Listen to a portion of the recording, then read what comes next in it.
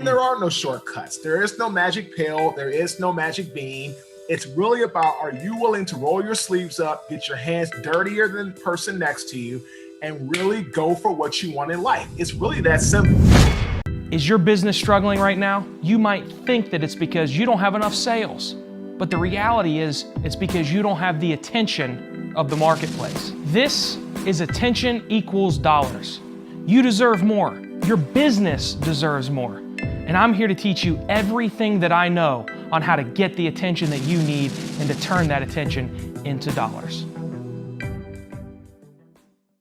Welcome to the Attention Equals Dollars podcast. I'm your host, Luke Nestler, where each week we come to you from the Impact Media Studios to talk to you about how to master digital attention and transform your business. This is your blueprint, your roadmap to how do you get people to think of you as the expert, get attention on your brand and what you're doing, and most importantly, actually turn that into something significant for your business, and most often, sales. That's what we're going after. I bring my expert friends to you. I bring my expert knowledge to you so that we can help you transform your business, so that we can teach you what others have learned and how they've found success. Today, I am super excited about my guest, which I'm going to intro in just a second. Hard work and dedication are two things that are required in athletes and in business people. And I've said for a very long time, the best employees, the hardest working people, were those that were former athletes at either the amateur level or even the professional level. My guest today is somebody that understands hard work and dedication both on the field as well as in the conference room, in the business setting. My guest today is Marques Ogden. He played for the NFL for 5 years for the Titans, the Bills, the Ravens, and the Jaguars. He's a best-selling author of Sleepless Nights, the NFL, A Family, and Business. And now he's a motivational speaker. He's somebody that I look up to, somebody that I've already learned a lot from. He's somebody that motivates, inspires, encourages, and educates massive crowds. Marques, I'm super excited for you to be on the show today. You're going to be able to help the audience a lot and teach them a lot. Welcome to the Attention Equals Dollars podcast. How you doing, Luke? Thanks for having me on, my friend. Man, absolutely. It's a pleasure. We've been getting to know each other over the last month or so from our friends at Two Market Media in New York. And I got to say, I've been super impressed with your story. You've been on a couple of our mutual acquaintances podcasts, and you've got a heck of a story that I'd like to also tap into, because a lot of people, I think there's the misconception of success just comes easy. And you're a prime example of you absolutely can be successful, but it certainly is not an easy task. And it's something that you've lived. Would you agree? Absolutely. To me, success is what you're able to attain through hard work, grit, and determination. Are you someone, because I tell people all the time, life's going to knock you down, period. You're going to have ups, downs, curves, sways. When you get knocked down, or when you are at that low point, are you going to stay there? Or are you going to rise to the top? So many people say, oh, I want success. Oh, I want, to be the best. Oh, how do I achieve this? How do I achieve that?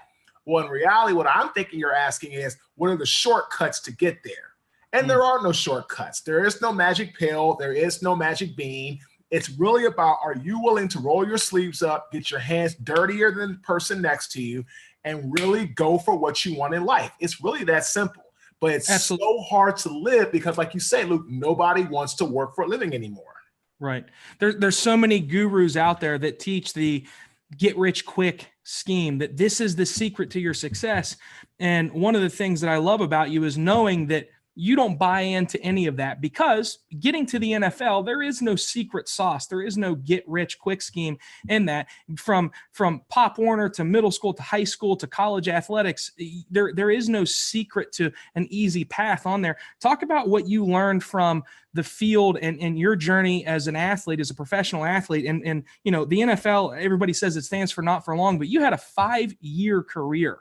So That's not something that comes without a lot of hard work. So what did you learn from being on the field that has really helped you push through some pretty hard times in business? The number one thing I've learned, other than, of course, I learned some great leadership lessons from Bill Belichick. And those 3 lessons were create a vision, practice your craft daily, and be accountable to your teammates. But the probably most powerful thing I ever heard in my career was when Jack Del Rio told the draft class. It was nine drafted guys, and the rest of us were undrafted. The rest were undrafted. I was one of the 9 drafted guys. He told the whole rookie class, if you're going to be successful in life, you have to be your own CEO, period.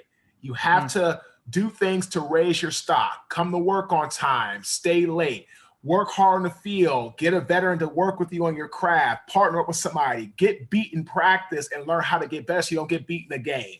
Or you can decrease your value, but you can basically come to work late, you can leave early, you cannot ask for help, you can do all these other things, but at the end of the day, that's going to decrease your value. So Jack told us to always be our own CEO. And I'll never forget him telling me that. And it was April of 2003. We were just drafted. We were about to go out to our first rookie mini camp. He said, all of you guys in here have a chance to make the team. If you're going to be your own CEO and take the charge, you can do it. If you're not going to do it, then you're going to be, it's going to be up to you from there. I love it. What were some of the things that, obviously, as a player, you've got to do something to stand out and catch the attention of the coach. And obviously talent is a big part of it. But were there any things that you learned being an athlete, that going the extra mile, doing the extra rep, whatever it is, to really stand out and grab the attention of the decision makers at that time, which is your coaching staff? Absolutely. Was there anything you learned there that transitioned into business? I'll say this, like workout attendance. A lot of guys want to go work out on their own. If you're a 10-year veteran, you can do that. If you're a rookie or a first-year guy that's trying to impress your staff, yeah, you might be able to go out and get some training somewhere else that might be a little bit different. But the NFL teams all have strength coaches. I have always found it's better to stay, if you're a young guy, stay with your team and get in there with their training, with their strength coach, with the program that they design, and show you're dedicated. I always maintain a 100% workout rate throughout my whole career. Off season, I never missed a workout. If we had like 2 weeks off, I was still there. When it came time for non-mandatory volunteer camps, I was always there. When it came time to lift weights during the off season, I was always there, wherever team I was on. And that, along with talent that I had developed, allowed me to go from team to team. If I got a bad situation with a coaching staff, or a new staff came in, or I had a 1-year deal, or I had an injury, or whatever happened, I was always able to catch back on because people knew my work ethic was that high. That's just the way it was. So I just ended up having some bad things. Like in Buffalo, I was doing great, playing there, loved it. Mike Mularkey loved me. Everything was great. Mike Mularkey got fired the next year. My old line coach in Baltimore loved me. I was playing, everything was going great, and he was deciding I was looking to really get some good playing time along for a full year. And that next year, my old line coach resigned because he didn't get the offensive coordinator job. So I had a lot of coaching turnover, and that's what people understand. Like, you can be the best athlete, but if you have some coaching turnover and things like that happen, the best way to stay in the league is to always get that reputation of being a guy that works out all the time. Because that's going to get around to other guys in other scouting teams. So something that, when Marcus is saying this, something that he's saying that I think a way that I always try to find a way to relate what I do as a businessman to how professional athletes go about their craft. So, Marcus, when you're going through all of this, you're working as hard as you can, and there are going to be things that are out of your control. Somebody leaves, a new coaching staff comes in, and they clean the house. That's something that you can't control. And there's a lot of things in business that you can't control. But something that I've realized is most of the time, business owners are always playing defense, especially when promoting themselves. They're always reacting to things. They do nothing to make sure that when something does go wrong, they've set up a scenario that they'll be able to overcome it. So all the hard work, all the dedication, all the positive attention that you got on yourself when you were an athlete, all of the things that were uncontrollable from your standpoint, you were able to overcome them because of all the work you put up to that point. If the coaching staff in his house, all the work that you did up to that point is what allowed you to survive. Would you agree with that? Absolutely. Just like in business, when you have a company It's your job to lay the foundation. It's your job to be out there marketing. It's your job to be out there networking. It's your job to be out there closing sales. So if things happen, like, a client that you work with might go out of business. A client that you did a lot of work for might move across the country, might not want to work with you anymore because they don't want to work that kind of distance. All that kind of stuff happens. A guy at one of your big clients, the guy that you work with, let's say he gets fired or he quits, and bring a new guy into his position. He doesn't like you. He likes another company, so he's going to go with that company instead of your services. Same thing. But if you have the reputation throughout the industry as that you're an expert at what you do, that you market well, that you convert into sales well, that you deliver a great product, you get testimonials, and you can scale your business, it doesn't matter if you have a couple clients go away from you. You're always going to keep having good business come back to you from other sources. Same thing in football. I got the same thing in football. Coaches came in, new ones. I went somewhere else, found another coach staff that liked me, play a couple years there. That's just the way it was. I mean, and that's what happens to a lot of guys. Like when coaches leave, new coaches come in, they want their guys. It's just the way it is. It's again, even if you weren't an athlete, even if you're not a CEO, you have to have that killer mentality, that outwork type of a mindset, to where the reason athletes win is because they're willing to do more than their competitor. The reason CEOs are successful is they take complete ownership, that they're in control of everything. Aaron, again, our director, he's the CEO of his own life. He might work for me, but he's completely in control of how successful he's going to be. And that's something that I think a lot of even business professionals operate like a low-level executive, or not even an executive, when really they're not operating like an athlete. They're not operating like a CEO, and it costs them when it comes to incoming business, incoming sales, and just being in business and surviving.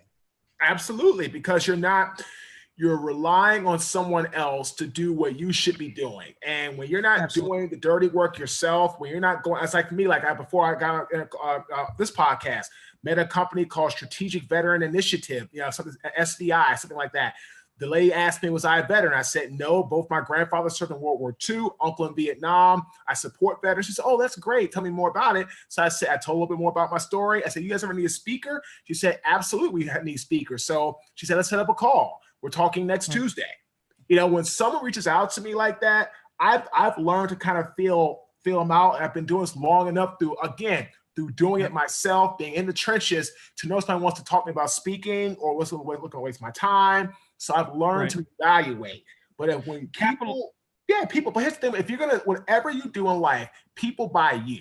Whatever you're selling is secondary, but they buy you. You're the commodity that they are buying. If they believe in you, trust in you, they're going to buy your product. If they don't like you, don't trust you, don't think you're the right person, they're not going to buy your product.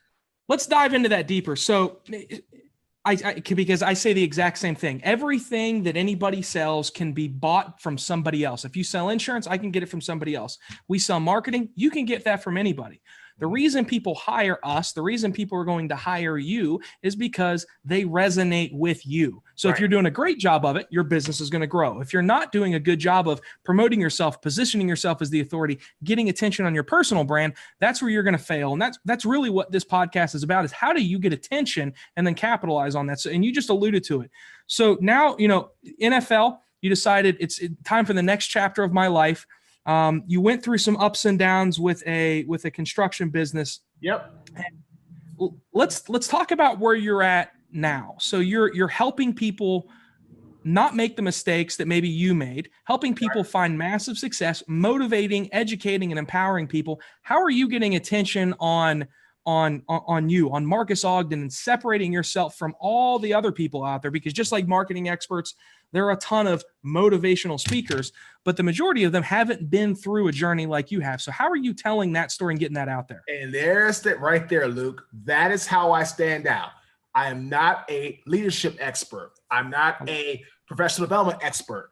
I'm Marques Ogden, a personality. You're going to buy my story. Nobody else can tell it. Nobody else has lived it. In my story are going to be leadership points, or transition points, or perseverance points, or how to improve sales points. Whatever you need me to talk about on the backside for teaching, I can accommodate you. But you are buying my story.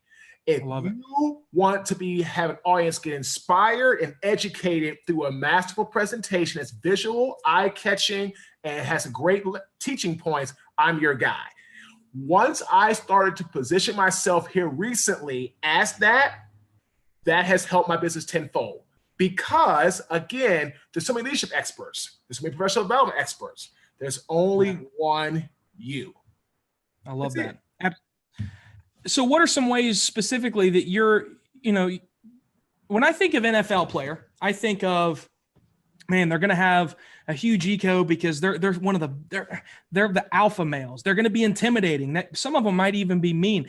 You go completely against everything that I think of when I think of a former professional athlete.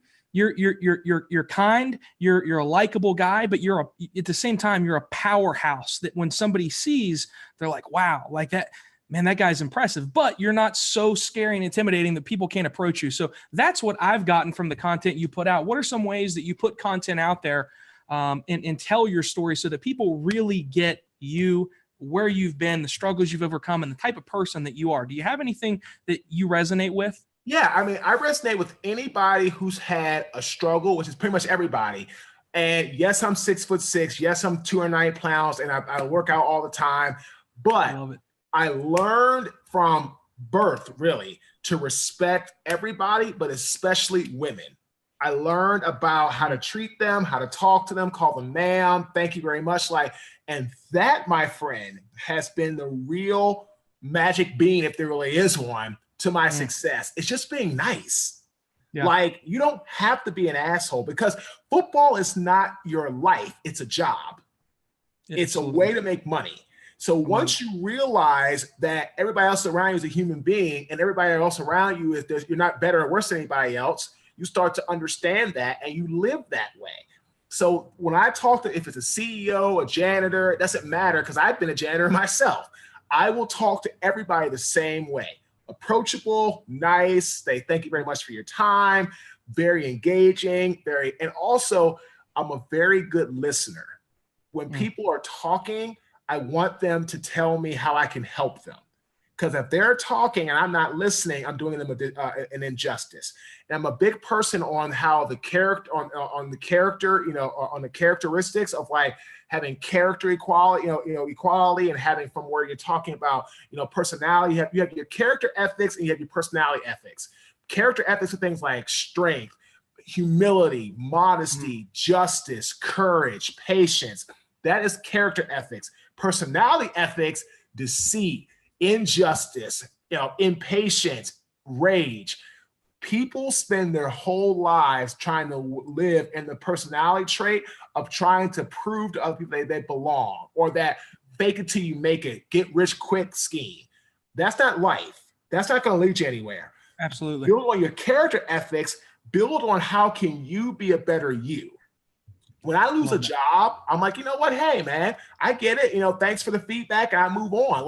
The old me used to get rageful and angry and bitter. Oh, they're stupid. Now, you know what? They have their reasons. That's great. Move on. So I've just found that living life on the character side, living that whole and on the character traits, and then on the person or ethics, then on the personality side where the bad stuff lies, I try to live on the character ethics side of my life now. Love that. Where I'm worried about being, and the more success I have, honestly, the more modest I become, because I'm like, this is so amazing. People, I was at the airport, Luke, and I was getting off the plane. It's 1 o'clock in the morning. I just got back from Pennsylvania. My flight was delayed. Another story for another day. The guy was like, aren't you Marques Ogden? I was like, yes, sir. How are you? He said, no, man, you don't know me. I follow you on LinkedIn. Your content is inspiring. You really helped me and through some situations. I don't even know who I am, but just thank you very much for everything. You're a gifted speaker. You're one of the tops that I've seen, and just thank you. It was 1 o'clock in the morning So what type of content do you put out, Mark? So when you're putting something out like that to move somebody and really not make them feel like you're trying to sell them, because that's the mistake a lot of people make. They're not putting something out to provide value. They're trying to sell, and the sale will come if people look at you as the expert. You're inspiring and moving people. Give my audience a little insight to what What do you keep in mind when you're putting something on LinkedIn and putting something on Facebook or YouTube that really resonates with others? Great question. I put stuff out that is going to have emotional attachment, but at the same time will give you teaching points. Like, for example, I put a video about my father who passed away at 57 years of age not too long ago. And it broke my heart because I was mad at him for the longest time. I thought he gave up on his life. But as I got older, I realized that my dad was tired. His quality of life had deteriorated. He just wanted to be peaceful. He wanted to kind of go home, up to heaven. I get it. So as I got older, I understood that. A lot of people said, Marques, thank you so much.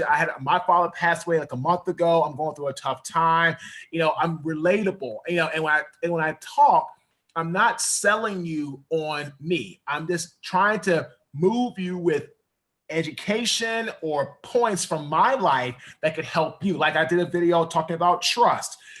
To me, to build trust, you must have competency between the team, reliability, and you have to have each other's back.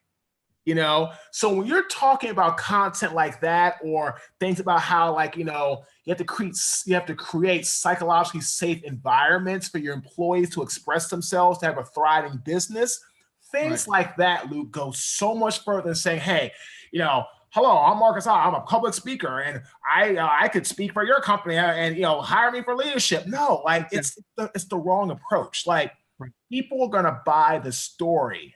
They're not gonna buy the set. Like they want the meat. They don't want the appetizer. They don't want they don't want all the fluff. They want the real you. So I've been much more cognizant. I put out a video today talking about being an athlete has helped me, but it also hurt me, Luke, in my first business, because I was so used to being coached my whole life, high school, college, NFL.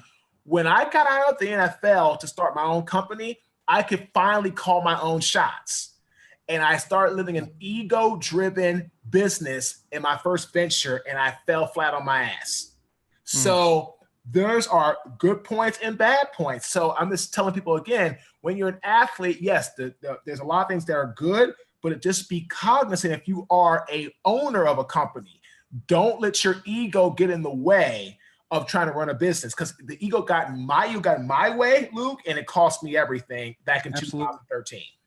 And I think one of the biggest things too, because I've heard that story, and one of the biggest things is how you learn from the mistakes. You didn't make them a second time. You adjusted. Something you'd said, you listen. And I talk to people about this a lot, how important it is for you to listen to what your audience is interested in, what's going to bring them value, and then bring that to them. I did a live stream today, and I talked about, it's simple. Your customer, whether it's a big conference director, whether it's NBC Sports, or whether it's Joe's muffler shop down the road, they are going to buy when they're ready to buy. It's your job to position yourself as the expert, provide value, so that when they are ready to buy, they think of you first. And I think listening is a big aspect of that. I could talk about whatever I want to talk about, but I want to talk about what's going to bring you the most value. Would you agree? Luke, live your life by this quote, my friend. I hope you remember it and your audience. Okay. Seek first to be seek first to understand, then to be understood. Listen first, talk second. Seek first to understand, then seek to be understood. And I think something that we see a lot now is there are a lot of people that seek to be understood before they understand. Because there's a lot of 20-year-old life coaches that haven't lived life yet. And so they're trying to be understood and they don't even understand yet. Is that what you're getting? Yeah, because if you are seeking to understand, that means you're listening. Yeah. Then you seek to be understood, means you're talking. How can you help solve a problem for a client if you talk first? You have no idea what the problem is. None. So when you talk first, it comes from a position of insecurity. You're insecure in what you're selling.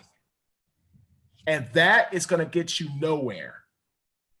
Seek first to understand. Comes from a place of insecurity. That's big. It is, because it's like when you lead with your credentials, insecurity. Lead with you, who you are, who is the person that you have become to building in your life. That's the most important thing. The credentials are the icing on the cake, but the actual cake underneath is about what you've been through. Yeah, that's powerful. And you know what? Hank and our friends at 2 Market Media are always talking to me about, man, you got to be more vulnerable. You got to tell your story more. So you saying that has kind of given me permission to change up when I'm in a client pitch or when I'm in a meeting. I'll ask them a bunch of questions. They really get to the bottom of what they need. But when I introduce myself, when I am talking about who I am, what I do, I always lead with the big names we're working with. Hey, Impact Media, we work with some of the biggest names, NBC Sports, Nissan. I haven't told them that, listen, the reason that I do what I do is because I literally didn't have anywhere to live. I was sleeping on my office floor. I was $30,000 in debt, and we hadn't paid ourselves or rent in 3 months. And do you know what fixed it? Was what we do today. That's what saved our business, because I'm insecure that makes me look weak. So I always lead with, man, I got to prove them. I'm a big deal. Look at these clients I'm working with. And I'll be the first to admit it. That's why I lead with those. And you saying that really kind of wakes me up to the fact as well. You know what, Luke? When you just said that you were $30,000 in debt, sleeping on your floor, it reminds me of the time when I was almost homeless 5 years ago to now a keynote speaker. So when you tell me that and you show me where you come from, I'm more likely to hire you. Yeah, I love that. Because you're showing me you're getting a commission because it's real. You're showing me that you're a person, and you're not showing me that you're not just superficial. There's a real substance behind Luke Nessler. That's powerful. Marques, you're helping a lot of people now, man. What are you doing now? You have an exciting event coming up in Vegas, your academy on May 17th and 18th. What's that all about? What are you doing at those things? It is a 2-day conference where we have people that come in to speak on topics like leadership, branding, marketing, how to communicate, all that kind of great stuff, networking. I'm a big believer, Luke. The only way people can actually get an ROI back for my sponsors or attending is to let them network. So I'm big on networking, meeting people. People from the NFL come out, former players, league office people, small business owners, Fortune 500 companies like the Home Depot, New York Life, MetLife. They all come out. It's people that are celebrities. It's a great place to come to really get your business out on a national level in front of a multitude of businesses, professionals, retired athletes, current athletes, different sports figures. And we really focus on all of our people getting to get that personal interaction. So I've had so many sponsors, Luke, from the past say, Marques, investing in your business was the best thing I've ever did. I picked up more business. I got more social media attention. I'm getting more clients. And I share the knowledge and I share my content like an open book, because once you start sharing with people, that's how you start getting money back in return. You start to open up to other people, Luke, that's when you start to reap life's greatest rewards. Who needs to come to your event? What's the ideal person for your event? What do they look like? Anyone who is trying to grow their business, anyone who's trying to improve on leadership skills, networking, marketing, branding, speaking, and communication, anyone who feels like they're stuck in a rut where they haven't had a chance to meet new clients. And here's a problem. In business, we have 2 things we have to worry about: time and money. So I put together this event so you can invest dollars, but also you can basically help reduce the time necessary. We have so many people in one location that are there looking to do business. I love it. Where can they find more about the event? Where can we get tickets to it at? www.ogden, OGDEN, leadership.com is my website. Got it. Love it. Marques, I always ask this question. If you had to go back to square one and you're starting your career over again, what is your one go-to that you would leverage to get attention on yourself and what you're doing? I would honestly say that it is, for me, is that life-changing moment. And the life-changing moment for me was when I got spoiled milk on my skin when I was a janitor making $8.25 an hour on the graveyard shift. And I was working in downtown Raleigh. I was hardworking. I was fortunate to have a job, but I felt degradation because I had lost my home, my cars, everything was gone. I would have learned to be open and tell my story with more consistency right out of the gate. I tried to say, oh, I'm an NFL former athlete. Oh, I'm building a speaking career. Oh, I work with these kind of clients, and coaching their kids in football. And I forgot that the one thing that makes me me is my struggles that I went through. So I would come out of the gate leaning more on what I have struggled with and how I plan to overcome them as my calling card. Because now everybody knows I've been bankrupt. Everybody knows I've been in debt. Everybody knows I lost my home and car. Everybody knows that. But I'm okay with that because it's the truth. It happened, and it is what it is. And if I hadn't gone through that, I wouldn't be sitting here today as a very well-known inspirational speaker who can talk about an array of topics. Yeah, that's something to learn from, guys. Listen, Marques has been through a lot, and he's been at the top of, at least in America, what we look at as the pinnacle. You have your actors and you have your athletes. All right. Marques has been the top of the top, and Marques, you played for 5 years. So it wasn't like you were on just the practice squad for a season. This guy has been mega successful. And he just said what he would lead with, and I'm getting cold chills saying this, is the struggles. So when you're putting your stuff out there, why do you do what you do? That's something that I've even had to get better with over the last 6 to 12 months. Why do I do what I do? It's not just a job. When you can really prove to somebody that what you do isn't just a job and a way for you to make money, that you're there for a much greater purpose, then people start to resonate with it. Marques, where else can people find you on social media? They can find me on Instagram, which is at Marques Ogden, MarquesOgden. Facebook is my name, Marques Ogden. I'm on LinkedIn. And I'm on Twitter, Marques_Ogden is Twitter. And then I'm M Ogden71 is my Snapchat. Awesome. Again, it's, at the Academy, Luke, I'm big on networking, people enhancing revenue, and putting people in the room that should be working together to help them reach the common goal of success. That's just what I've been built on, and that's just what I do. You got to follow this guy. I've just from checking his content out and getting to know him over the last month or so, have learned a tremendous amount. He's a great follow. You definitely want to be at the event in May 17th and 18th in Las Vegas. And listen, this podcast, it's all about bringing people to you like Marques. The way we're going to get the word out about this podcast is if you rate, review, and subscribe to it on iTunes. That's how we get discovered. We just want to help people figure out this confusing roadmap of how do I get attention and turn it into dollars. The best way we can do that is to tell stories like Marques has.